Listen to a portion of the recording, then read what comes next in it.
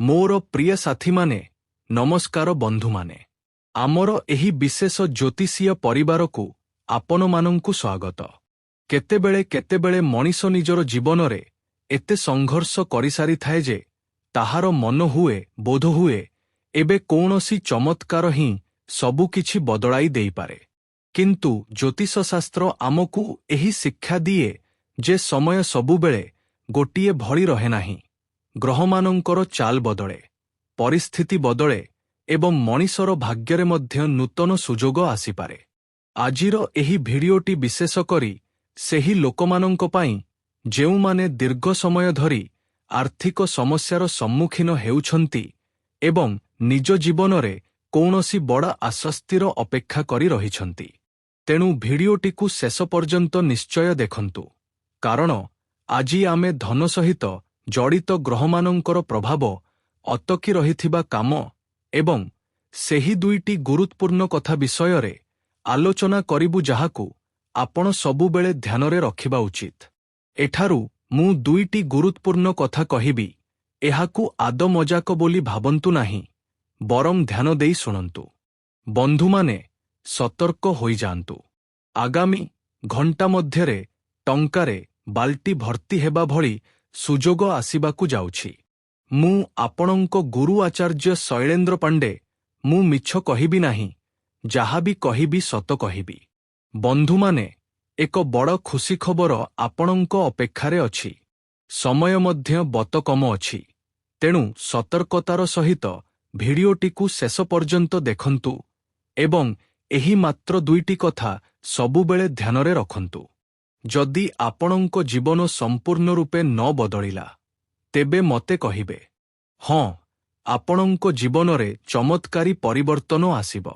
ଆଗାମୀ ଘଣ୍ଟା ମଧ୍ୟରେ ଆପଣ କୋଟି କୋଟି ଟଙ୍କା ପାଇପାରିବେ। କିନ୍ତୁ ସେଥିପାଇଁ ଆପଣଙ୍କୁ କିଛି ବିଶେଷ କଥା ଧ୍ୟାନରେ ରଖିବାକୁ ପଡ଼ିବ, ଯାହା ଆଗକୁ ମୁଁ କହିବାକୁ ଯାଉଛି। ବନ୍ଧୁମାନେ, କେତେବେଳେ କେତେବେଳେ ଜୀବନରେ ମଣିଷ ଏତେ କ୍ଳାନ୍ତ ହୋଇପଡ଼େ ଯେ ତାହାର ମନ ହୁଏ ବୋଧହୁଏ ଏବେ କେବଳ ଭଗବାନ ହିଁ କୌଣସି ପନ୍ଥା ଦେଖାଇପାରିବେ। ପରିଶ୍ରମ ପୂର୍ଣ୍ଣ ଥାଏ, କିନ୍ତୁ ଟଙ୍କା ତିଷ୍ଠି ରହେ ନାହିଁ। ଆବଶ୍ୟକତା ସମୟରେ କେହି ସାଥ ଦିଅନ୍ତି ନାହିଁ ଏବଂ ମନରେ ଗୋଟିଏ ପ୍ରଶ୍ନ ଆସେ, ଶେଷରେ ମୋ ଜୀବନ କେବେ ବଦଳିବ? ଜୀବନରେ ଖୁସି କେବେ ଆସିବ? ଏହିପରି ନାନା ପ୍ରକାର ପ୍ରଶ୍ନ ମନରେ ଘୂରି ବୁଲେ, କିନ୍ତୁ ଏହାର ଉତ୍ତର ଶୀଘ୍ର ମିଳେ ନାହିଁ। କିନ୍ତୁ ଶାସ୍ତ୍ରରେ କୁହାଯାଇଛି ଯେ ପ୍ରତ୍ୟେକ ବ୍ୟକ୍ତିଙ୍କ ଜୀବନରେ ଏପରି ଏକ ସମୟ ନିଶ୍ଚୟ ଆସେ ଯେତେବେଳେ ପରିସ୍ଥିତି ଧୀରେ ଧୀରେ ତାଙ୍କର ଅନୁକୂଳ ହେବାକୁ ଲାଗେ, ଖୁସି ଆସିବା ଆରମ୍ଭ ହୁଏ ଏବଂ ଜୀବନ ସମ୍ପୂର୍ଣ୍ଣ ରୂପେ ବଦଳିଯାଏ। ଆଜିର ଏହି ସଂକେତ ମଧ୍ୟ ଏହି ପରିବର୍ତ୍ତନ ଆଡ଼କୁ ଇଙ୍ଗିତ କରୁଛି। ସମୟ ଅତ୍ୟନ୍ତ କମ ଅଛି। ଭିଡ଼ିଓଟିକୁ ମଜାକ ବୋଲି ଭାବି ଭୁଲ କରନ୍ତୁ ନାହିଁ। ବନ୍ଧୁମାନେ, ଭୋଳା ବାବାଙ୍କର ଏପରି ସଂକେତ ମିଳୁଛି ଯାହାକୁ ଆପଣ ସାଧାରଣ ଆଖିରେ ବର୍ଣ୍ଣନା କରିପାରିବେ ନାହିଁ। ଏହି ସମୟରେ ଆପଣଙ୍କ କୁଣ୍ଡଳୀରେ ଧନ ସହିତ ଜଡ଼ିତ ଗ୍ରହମାନଙ୍କର ସ୍ଥିତିକୁ ବୁଝିବା ଅତ୍ୟନ୍ତ ଜରୁରୀ ଅଟେ। ବିଶେଷ କରି ଗୁରୁ, ଶୁକ୍ର, ବୁଧ ଏବଂ ଶନିଙ୍କର ପ୍ରଭାବ ଧନ, କର୍ମ ଏବଂ ଆର୍ଥିକ ସ୍ଥିରତା ସହିତ ଜଡ଼ିତ ହୋଇଥାଏ। ଏବଂ ଏବେ ଆଗାମୀ ସମୟରେ ଆପଣ ମାଲାମାଲ ହୋଇଯିବେ। କିନ୍ତୁ ବନ୍ଧୁମାନେ, ମୋ କଥାକୁ ମଜାକ ବୋଲି ଭାବିବାର ଭୁଲ କରନ୍ତୁ ନାହିଁ ଏବଂ ଶେଷ ପର୍ଯ୍ୟନ୍ତ ଦେଖନ୍ତୁ। ଯଦି ଗତ କିଛି ସମୟଠାରୁ ଆପଣଙ୍କ ଜୀବନରେ ଟଙ୍କାର ଅସୁବିଧା ଚାଲିଛି କିମ୍ବା ବାରମ୍ବାର ଖର୍ଚ୍ଚ ବଢ଼ୁଛି କିମ୍ବା ଟଙ୍କା ଆସିବା ମାତ୍ରେ କୌଣସି ନା କୌଣସି କାମରେ ବାହାରି ଯାଉଛି, ତେବେ ଭୟଭୀତ ହେବାର କୌଣସି ଆବଶ୍ୟକତା ନାହିଁ। କାରଣ ଏବେ ଏପରି ଏକ ସମୟର ନିର୍ମାଣ ହେବ ଯାହାକୁ ଆପଣ ଜନ୍ମଜନ୍ମାନ୍ତର ପର୍ଯ୍ୟନ୍ତ ମନେ ରଖିବେ। ହଁ ବନ୍ଧୁମାନେ, ଏବେ ଆପଣ ସମ୍ପୂର୍ଣ୍ଣ ଭାବରେ ରାଜାଙ୍କ ପରି ଜୀବନ ଜୀଇବେ।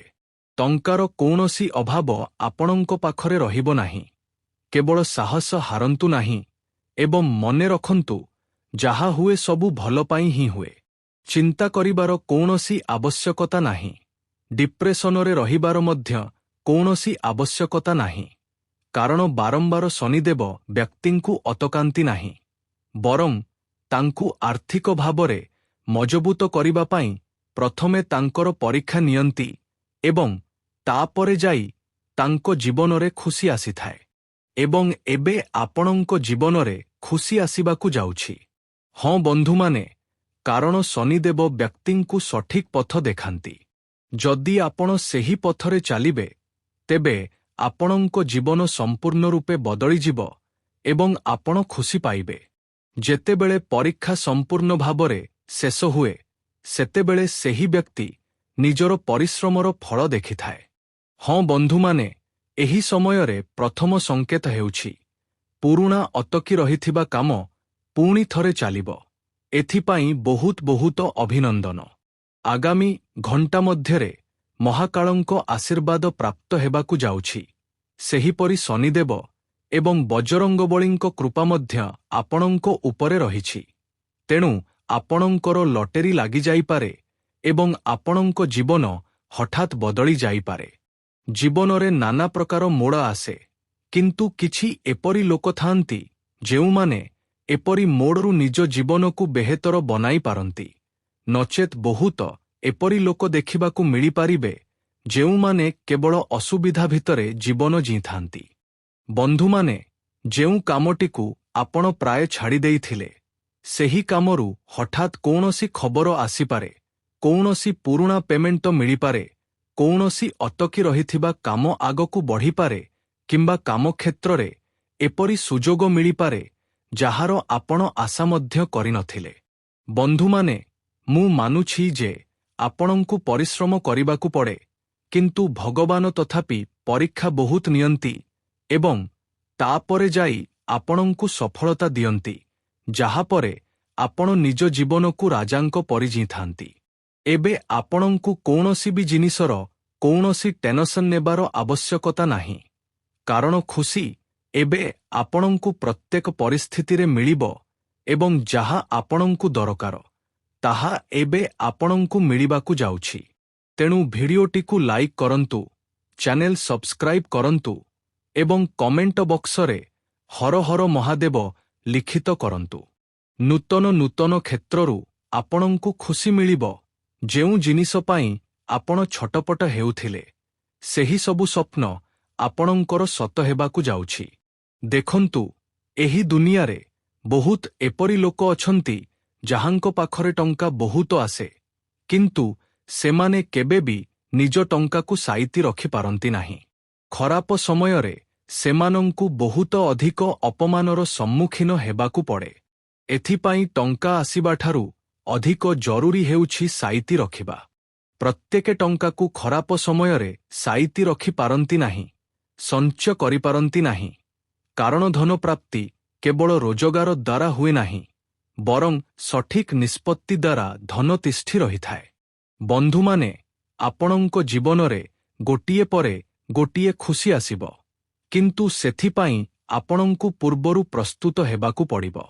ଏବେ ଯେଉଁ ସମୟ ଆସିଛି, ଏଠାରେ ବ୍ରହ୍ମାଣ୍ଡର ଶକ୍ତି ସହିତ ମାତା ଲକ୍ଷ୍ମୀଜୀ ମଧ୍ୟ ଆପଣଙ୍କ ଉପରେ ପ୍ରସନ୍ନ ହୋଇଛନ୍ତି। ଦେଖନ୍ତୁ, ଭଗବାନ ଆପଣଙ୍କୁ ବହୁତ ଶିକ୍ଷା ଦେଇଛନ୍ତି। ହଁ, ଏବଂ ଏବେ ଆପଣଙ୍କୁ ନିଜ ଜୀବନକୁ ସିକ୍ୟୁର କରିବାକୁ ପଡ଼ିବ। କ୍ୟାରିୟରରେ ବଡ଼ ପରିବର୍ତ୍ତନ ସାମମ୍ପନେ ଦୃଶ୍ୟମାନ ହେଉଛି ଏବଂ କୁଣ୍ଡଳୀରେ ଦୁର୍ଲଭ ସଂକେତ ମଧ୍ୟ ସ୍ପଷ୍ଟ ଦୃଶ୍ୟମାନ ହେଉଛି। ଏଥିପାଇଁ ଜ୍ୟୋତିଷ ଶାସ୍ତ୍ରର ଅନୁସାରେ ବୁଧଙ୍କୁ ବୁଦ୍ଧି ଏବଂ ବ୍ୟାପାର ସହିତ ଯୋଡ଼ାଯାଏ। ଏଥିପାଇଁ ଏହି ସମୟରେ ଆପଣଙ୍କୁ ନିଜର ନିଷ୍ପତ୍ତିଗୁଡ଼ିକ ବହୁତ ସାବଧାନତାର ସହିତ ନେବାର ଆବଶ୍ୟକତା ରହିଛି।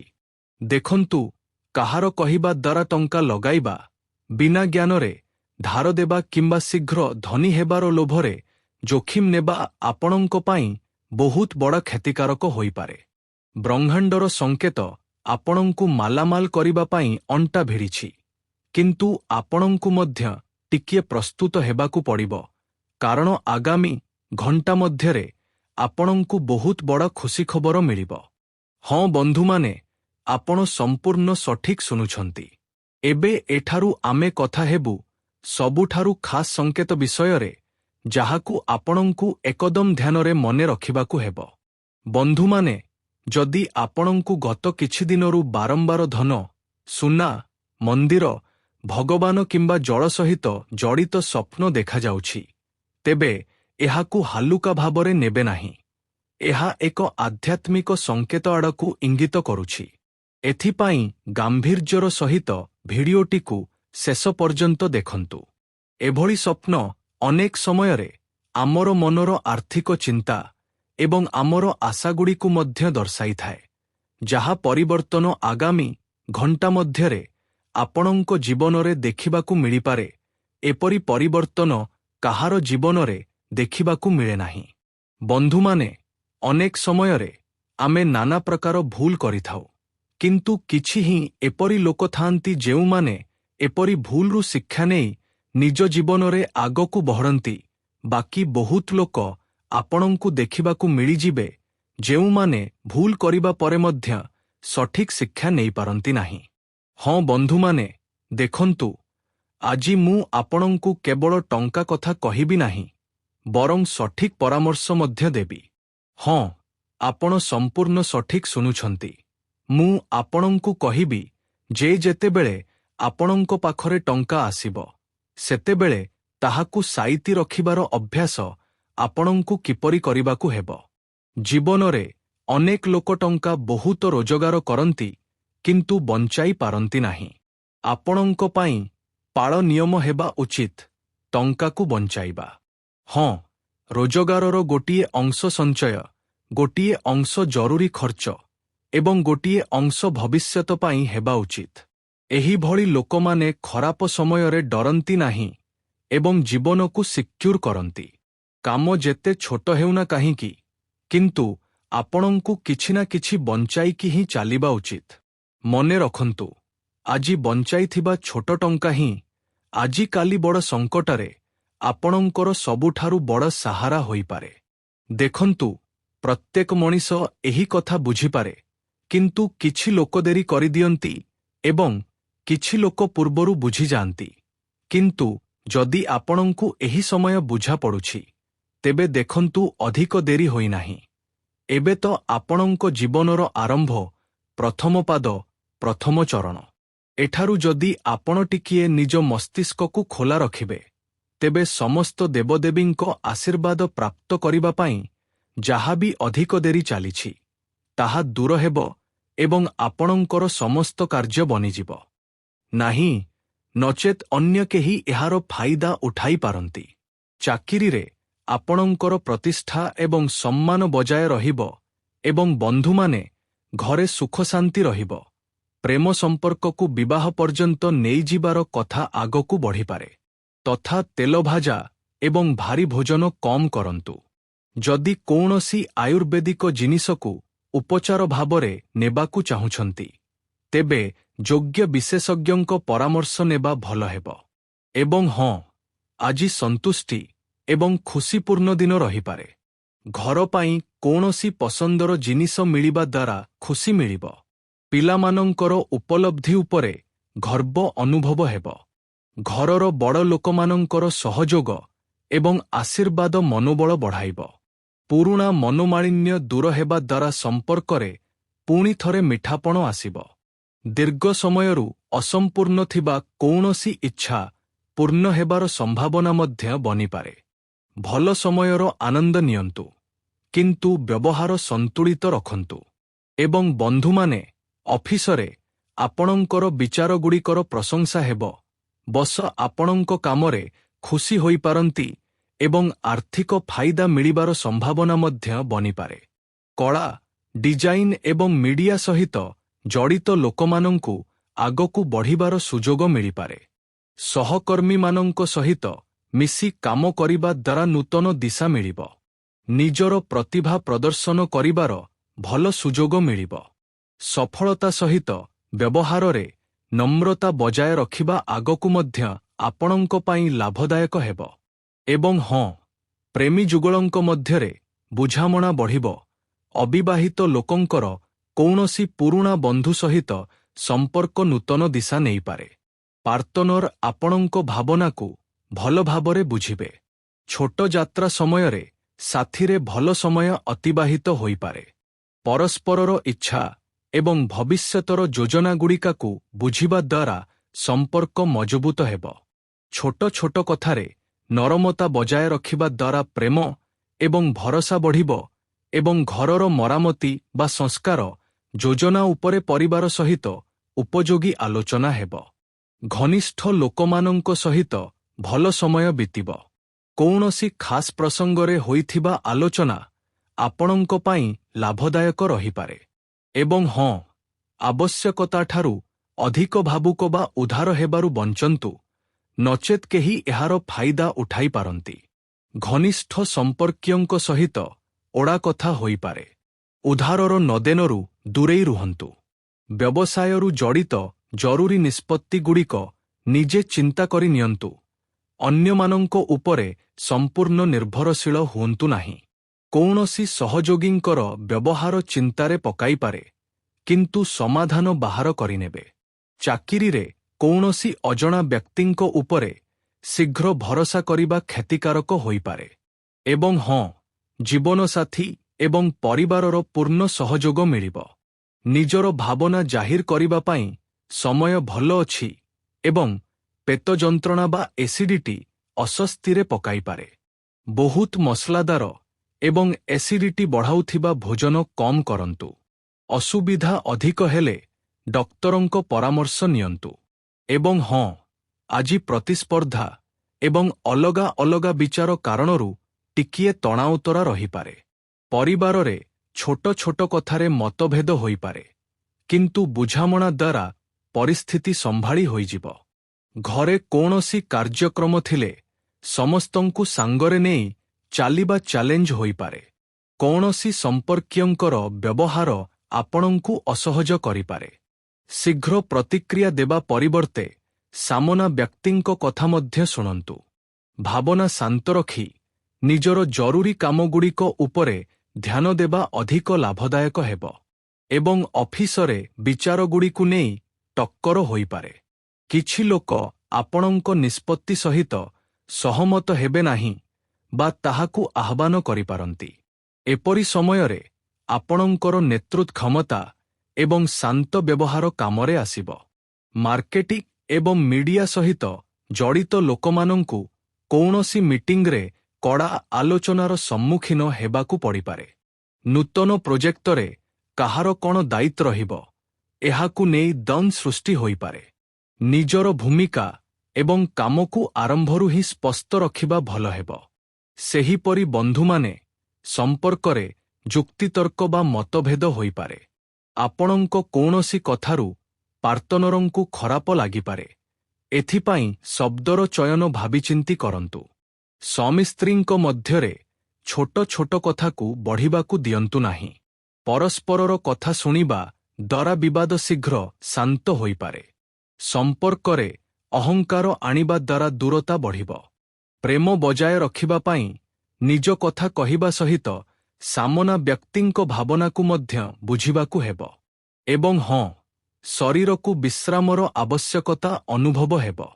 କାନ୍ଧରେ ଯନ୍ତ୍ରଣା ବା ଟାଣି ହୋଇଯିବା ଭଳି ଅନୁଭବ ହୋଇପାରେ। ଟେନସନର ପ୍ରଭାବ ନିଦ ଉପରେ ପଡ଼ିପାରେ। ହାଲୁକା ଯୋଗ ବା ପ୍ରାଣାୟାମ କରିପାରିବେ। ଭୋଜନ ହାଲୁକା ଏବଂ ତାଜା ରଖନ୍ତୁ। ଯନ୍ତ୍ରଣା ବା ନିଦର ଅସୁବିଧା ଲଗାତାର ଲାଗି ରହିଲେ ଡକ୍ଟରଙ୍କ ପରାମର୍ଶ ନିଅନ୍ତୁ। ବନ୍ଧୁମାନେ, ମୁଁ ଆପଣଙ୍କୁ ଏହି ଭିଡିଓ ମାଧ୍ୟମରେ ସବୁକିଛି ବହୁତ ଭଲ ଭାବରେ ବୁଝାଇଛି ଏବଂ କହିଛି ମଧ୍ୟ। ଯଦି ଆପଣଙ୍କୁ ଆଜିର ଏହି ଭବିଷ୍ୟବାଣୀ ଟିକି ବି ପସନ୍ଦ ଆସିଥାଏ, ତେବେ ଭିଡିଓଟିକୁ ଲାଇକ୍ କରିବେ ଏବଂ କୌଣସି ଖାସ୍ ମଣିଷ ପାଖରେ ଆପଣ ସେୟାର ମଧ୍ୟ କରିପାରିବେ ଅଥବା କମେଣ୍ଟ ବକ୍ସରେ ଆପଣ ନିଜର ମତାମତ ଦେଇପାରିବେ। ଧନ୍ୟବାଦ ବନ୍ଧୁମାନେ।